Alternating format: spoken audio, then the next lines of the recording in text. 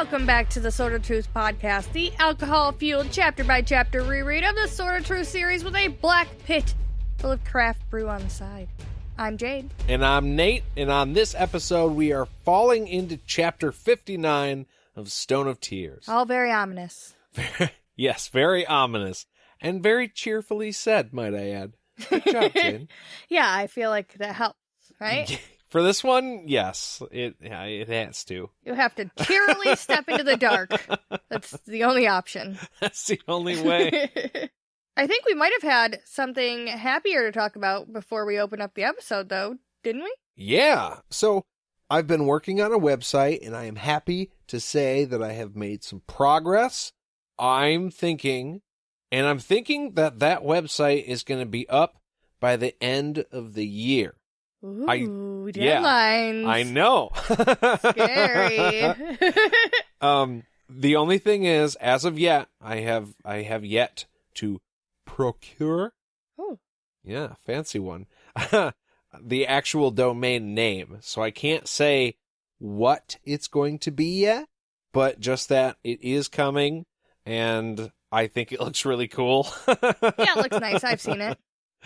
And I can't wait to tell all of you about it so you can go there and check it out for yourself. We're going to have everything there, all of our episodes, the links. We're going to start putting our actual show notes with those episodes too, so you guys can kind of see what we see while we go through these, or our thoughts on paper. Yeah. We also have a couple other ideas, like we have a merch store possibly in the works, maybe. Mm-hmm. And somebody on Facebook was talking about maybe wanting a beer list. Jenna? Was that Yes, Jenna again? that's right. We got to put a beer list on there. I think we're going to have a couple different sections for stuff like that. But beer list is definitely going on there. And I'm also thinking, like, our patron list as well. Yes. I think we got to post that up there.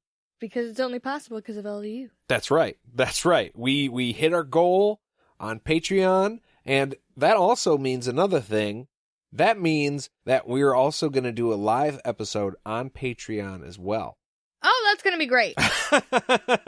I just surprised Jade, but it was it was on the site.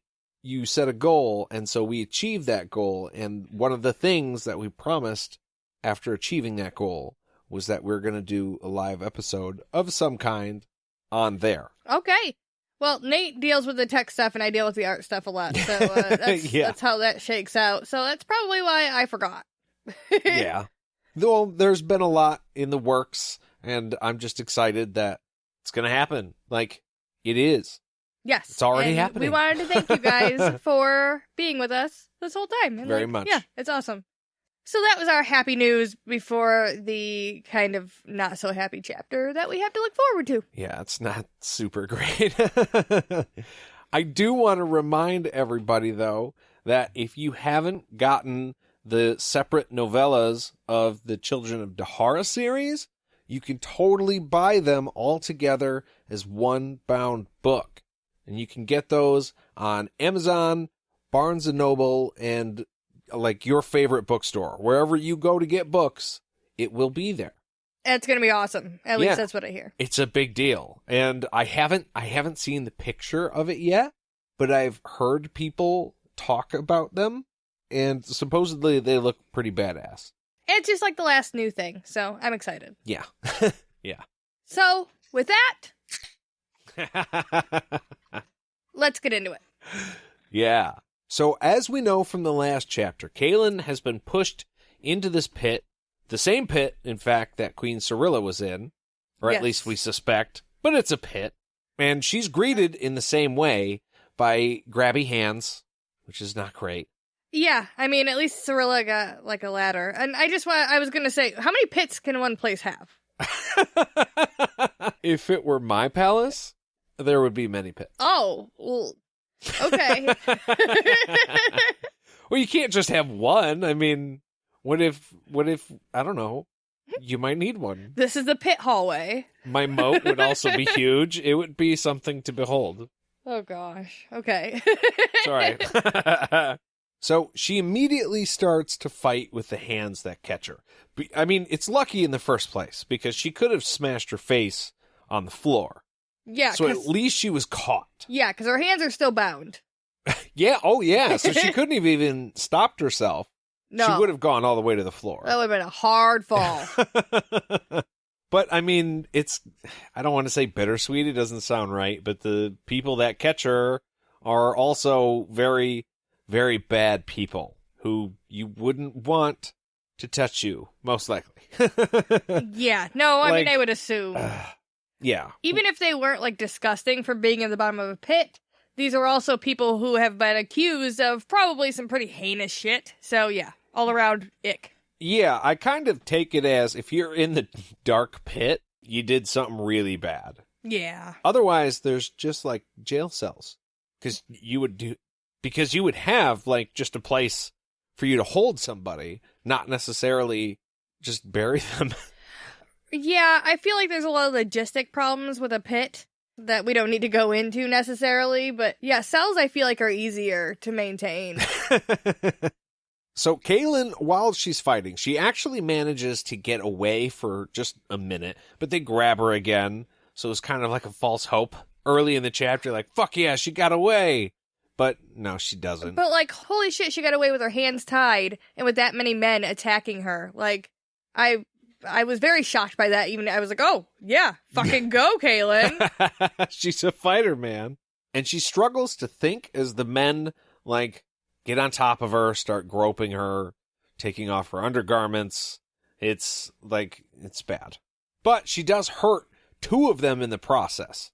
But there's like 10 more guys who are just waiting their turn. Yeah, she with her crazy legs, she got a couple of them real good. But yeah, the others are like throwing each other off of her to get themselves onto her. It's not great. Well, she's got those traveling legs, you know? She's been walking for a long time. Oh, yeah. Yeah, her legs are probably strong as fuck. You would not want to get kicked by Kahlan. And she's got that strong-ass glute, so... Yeah. A strong-ass glute. Ah. Yeah. Cheers. So while all this is happening, Kahlan remembers something that Zed had told her, that her magic couldn't be removed. It was not even a question of if or maybe some certain... No, it can't be done. And we had forgotten this conversation, but we were right about that last episode. Yeah. Like, I had totally forgotten from the first book when she was like, could you take my magic away so we could be together? And yeah, but with the other clues that led to this, we were like, oh, fuck yeah, they can't take her magic. But yeah, there's even more breadcrumbs laid out in front of us than we realized. It reveals itself in layers, Jade. Mm-hmm. The other thing that she realizes is that it would make sense that Ranson wouldn't want to rape her for himself then. Because if it's not true that she doesn't have her power, then she could totally use it. And if she did something like that, he wanted to make damn sure it wouldn't happen to him. It wasn't some weird thing about her honor disgusting him. It was not even that fucking deep. He just didn't want to be confessed. Right, which makes sense, because it... Sorry, I was just like, oh, it connects to the thing. In the last episode, when we talked about him, we were questioning why that would even matter to him. This is why, because it doesn't. Right. There is no moral line with this guy, and now we know for sure. Yeah, he was just using Wizard's first rule on her. And she just realized this because she's one of the only fucking people who's not a wizard who knows at least one of the rules. Right. So Kahlan tried to feel for her magic, but she couldn't find it. She knows her only chance is to use her head at this point, so she yells at the men to fucking stop, and weirdly, it works. I think she shocks them into stopping, because, I don't know, you can expect a woman to scream, but I think in her situation, she would just scream. Instead, she was like, no. And they all went, whoa, what the hell? It wasn't a panicked stop. It was a commanding stop. Right. Mm-hmm. Okay. And they didn't know how to respond. And I mean, I think that stop only gave her a split second, just enough to start talking. And it does say that in that paragraph right in the book. But like, I think it was enough. Just she got everybody's attention. Yeah. And then she offers herself up, basically. She's like, what if I cooperate? That'll make it better for everybody, won't it? You know, like common sense. And the men seem to agree with her. And then they mention how the queen wasn't so much fun anymore once she went all numb. Ugh. And it's like kids who broke a toy. Like, there's no compassion. Like, not that you would expect it from them, but they were just like, yeah, we couldn't have any fun with that one once it's, stopped moving. That had to have killed her to hear. Yeah. I mean, I would think so. And she has to play it off like it doesn't bother her. I guess she doesn't have to, but if they figure out that they're connected in any way, they're probably just going to do the same thing to Kahlan, because why not? Well, and any weakness isn't good to show at this point. Like, she's already the weak one in the room, as far as these guys are concerned anyways. So you don't want to, like, put blood in the water more than you have to. That is a really good way of putting it. So, Kahlan did figure out they were talking about Cirilla, but she doesn't let that distract her. She needs the men separated if she has any chance of getting her magic to work, if she can find it somewhere in her belly. So, even if it's a long shot, she has to try, because she's stuck down here, and they're gonna fucking do this if she does nothing. She doesn't really have a choice to just let things play out. She has to try and stop it, because otherwise she's going to be assaulted. You said it right. She has to. It is going to happen if she does nothing. And so you could say if she does nothing, she's already accepted it. Yeah, she's basically letting them win, which I think has come up a few times also in this book.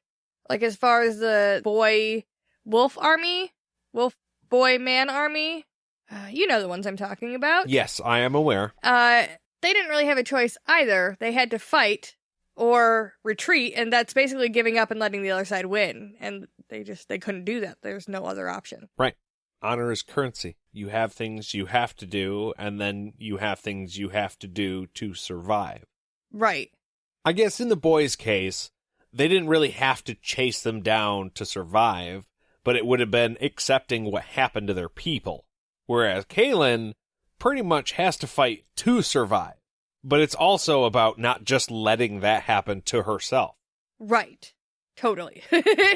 She tells him that she's a virgin and she would rather enjoy it if she could, since she knows it's going to happen anyways.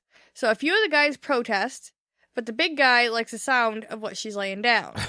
So she puts it on a little thicker and tells him that she'll make sure that they enjoy themselves. She just needs them to untie her hands and she will show them, which is definitely something that I would expect somebody to say if they're going to fucking attack me.